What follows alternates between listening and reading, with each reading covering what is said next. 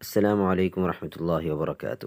آج کی حدیث شریف میں ہم پڑھیں گے کہ اللہ تعالیٰ سے اس کا فضل مانگنا چاہیے، اور اللہ تعالیٰ اس بات کو پسند کرتا ہے، اور دعا مانگنے کے بعد پھر کشادگی اور وسعت کا انتظار کرنا، یہ بھی عبادت کا حصہ ہے۔ تو چلیے آج کی حدیث شریف کی طرف بڑھتے ہیں۔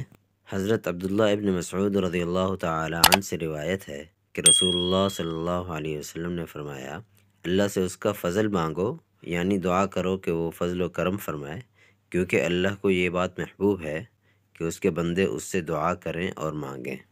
اور حدیث شریف کے عربی الفاظ یہ ہیں: عن ابن مسعود رضی اللہ تعالی عنہ قال قال رسول اللہ صلی اللہ علیہ وسلم صلی اللہ من فضلہ فإن اللہ يحب أن يسأل من فضله وأفضل العبادة انتظار الفرج۔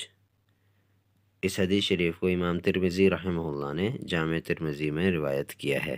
والسلام علیکم ورحمۃ اللہ وبرکاتہ۔